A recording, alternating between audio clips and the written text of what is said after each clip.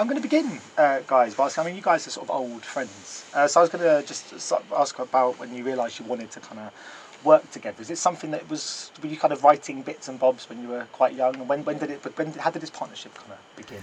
Yeah, we were at school together. We were at school together, mucking around and sort of, quoting, comedy quotes to each other incessantly. There's a lot of competitive Ali G quoting going on, basically throughout our teams. So we were obviously very popular, and then at university we made this kind of silly mockumentary thing that we put on YouTube, really just for fun, about a posh university student who tries to put on a techno night, and from that we ended up getting agents and then starting kind of taking it more seriously and working professionally and getting into sketch comedy, and then the rest is history. Would you guys consider, because I mean I really loved the movie, and I just wondering if you guys would consider it a horror or a comedy, because it is one of those films that really transcends genres, but have you, because I guess when you were doing what you do, you have to at some point sell it to people, and so, what did you guys sort of define it as, if at all? We're realising that it's important not to disappoint horror fans. Online they can be horrible, but I think it's important to say that it isn't just a straight horror. I think the sort of central hook of the film is that it's kind of funny to us to use the stakes of horror and horror tropes in terms of like music and sort of shots, but apply them to quite like mundane things. Like there's a scene where Pete can't figure out if he's going to look better with the top button done up or like two down, and we sort of like paired that with this like deeply unsettling score, and that's the kind of joke that we were like chasing. So it's a hard one. It's kind of a mixture of genres basically, but we feel like that is the experience of having anxiety. Is it feels like a horror. The stakes are massive, but maybe when viewed from a different perspective, it can seem quite funny. Yeah.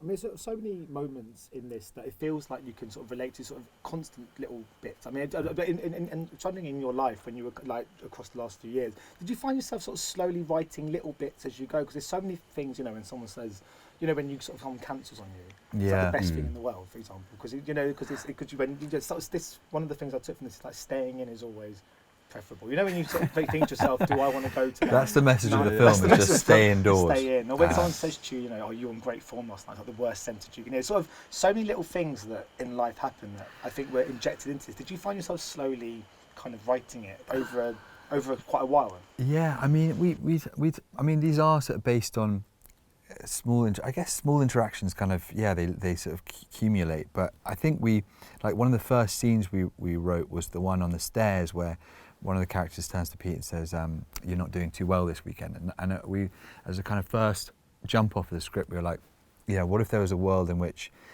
those times when you write to your friend, I'm really sorry, I was a bit of a dick last night, sorry about that. And you kind of expect this, like, don't worry, you were fine, it's all in your head, everyone was going through their own thing. Like, what if this was a world in which the person's like, yeah, you were a real dick. And how much that would like spin you out. Because it sort of taps into anxiety in quite a unique way, actually. But it has been so well received. So when someone comes up to you and sort of says, oh, I really loved it, I found it quite relatable in the same way I did before we started chatting. Is there a comfort, do you think, in knowing that we all think and fear the same things? Do you think there's a kind of collective sort of thing that this movie's brought out of people that makes people go, oh, we are quite similar? Definitely. I mean, I think that's why we wrote the script for ourselves based on our own personal experience and what we found funny and terrifying and whatever.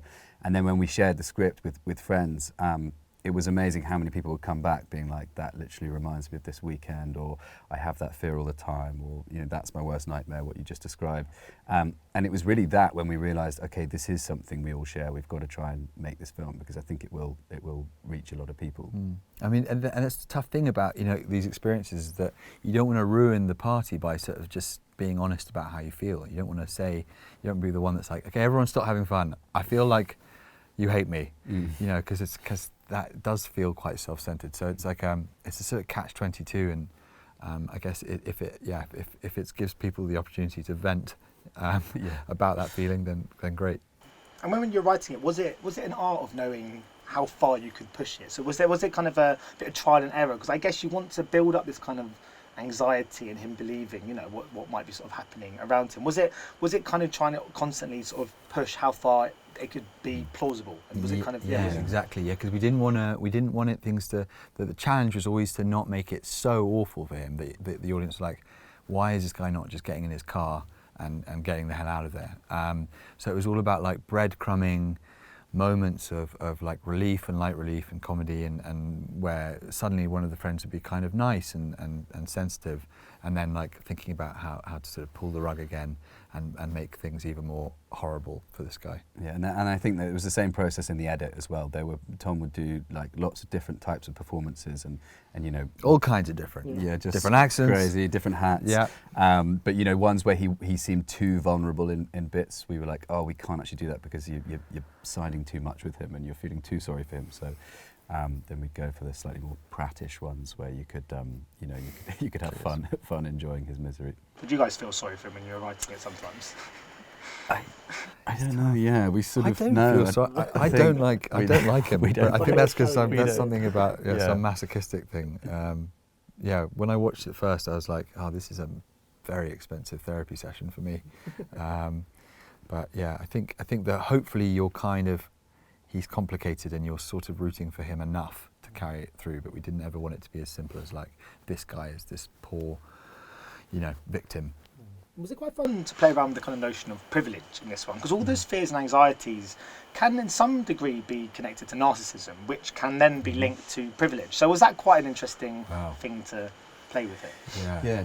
I mean, totally, yeah. I mean, he definitely makes himself the protagonist of everyone's lives, and he keeps telling everyone that, he's been working with refugees and therefore he's good, and, keeps trying to distance himself from them. And so I guess you're totally right. Yeah, he's hell-bent on separating himself from other people and being better, and I guess that is probably his downfall, because it sort of induces this me versus them anxiety. I think you've nailed it. You've identified the kind of essential thing about this kind of self-fulfilling thing about being very self-reflective about your privilege, is that actually you're also, that's quite narcissistic, and then you're worrying about being narcissistic, but that itself is not. I don't know. I think there's a kind of death spiral of existential dread that the film draws on. Was that when that moment they sort of say something to him, and he goes, "Why are you paying me to be the bad guy? I work with refugees." And it's like, well, you're not a good guy for saying that. Yeah. But at the same time, you could see why said it. Yeah. I was interested in the dynamic between co-writers on something, because what's it like? Because I always picture this room, sort of like a discarded paper bin with sort of loads of piled up with kind of like sort of discarded dreams and ideas, cigarettes, me with a ball. The reality is probably that you write it independently in email bits. What's your process? We do write everything in the same room or on Zoom.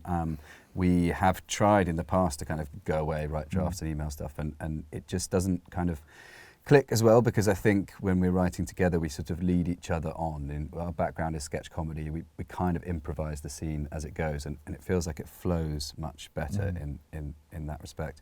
We also write in like 2-hour chunks when we can get it, so there's no discarded, takeaway coffees and overflowing waste paper bins. It's just 9 to 11 or something. And was it always the idea to star in this right from the get-go? This sounds like faux modesty, but it really wasn't. We were like, I was excited to by this the idea of kind of making a film and watching it be cast and all this stuff. But it came as it transpired. I was very cheap, free in fact, and it just made sense because it freed budget up for the rest to get like a really good supporting cast, and that was kind of going to be key to the film's success. So. Yeah. Did you not want a role? You should have. It's really good. You should have. I mean, I thought, when I took on the producing, I had half a mind to think, maybe I could play a role as well. But once the pre-production started, I literally didn't have the headspace to think about anything else. And whilst I was on set, I could only think about producing the film, and I think I would have given a terrible and very distracted performance if I was in it. I was going to ask. I mean, you mentioned the kind of the ensemble. I mean, I just want to speak about Dustin quickly, because he's so funny, and I've interviewed him before. I had a long chat with him. Really lovely, but he has got a dark edge to his comedy, which which say about him as well. No. There is something funny about that guy. So I don't trust. Because I was going to say that's true. For sure. But there is something like in even Cardinal Burns, some of his characters. There's always edge and kind of something to it. I mean, how thrilled are you to get him on board for that role? Because I mean, that it does, watching this feels like that couldn't be played by anyone else. No, that we part. were really, really chuffed. Yeah.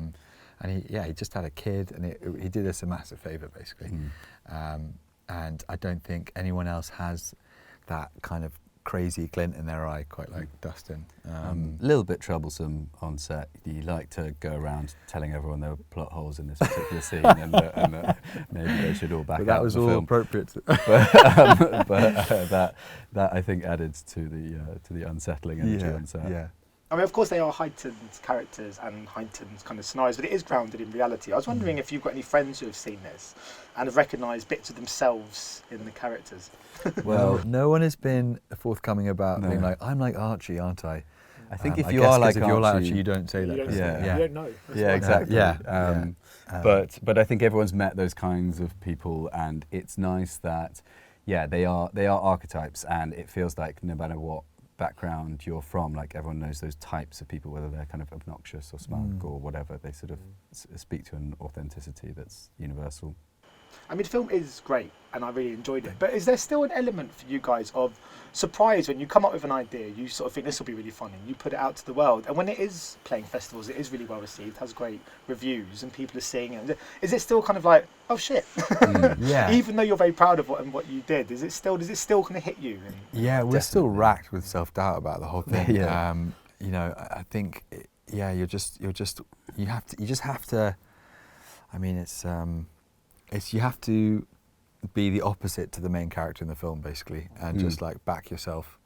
But I think a massive kind of vote of confidence was BFI picking it up for distribution, and that's just meant a huge amount, and kind of given us the confidence that we've got these like backers that are going to promote it in the right way, and I just hope everyone else likes it as much as they did. Whenever we foolishly read a 1-star review on Letterboxd, Mention them on sorry, camera at all. we're like, BFI like it. No. These guys are idiots. And Jessica Kieran, who's one of my good friends and a great critic, and Yeah. she's on the poster. So Yeah. much I better thought she than was stood behind me for a Yeah, second. Whoa, wow, Surprise. great, get her on. I just saw her name and I didn't realise. So my very final question is just kind of what's a bit of a generic one to end on, but just like what's next? Have you guys? I mean, you guys are obviously friends. You've been writing a lot. Have you got other things in the pipeline? We've got a few things we're working up. One which is a very joyous rom-com, which feels very sort of a big departure from this. Another one that's kind of a folk mysticism crime thriller, another cross-genre sort of experimental piece. And then maybe the one that's the biggest continuation from this is about a repressed, dysfunctional upper-class family at Christmas. Just playing with those kind of interpersonal dynamics and Cashing in on the Christmas market, but making it feel horrid. Brilliant. I can't wait for Christmas now. Thank you so much for your time. So much appreciated, guys. Cheers. Thanks so much. Cheers. Great to meet you, man. Cheers. Thank You you too. very much. Thank you. Cheers. Ladies and gentlemen, you're watching Hey You Guys! Hey, you guys, huh? Hey, you guys. Is that from the Goonies? It is indeed, yes. Nice.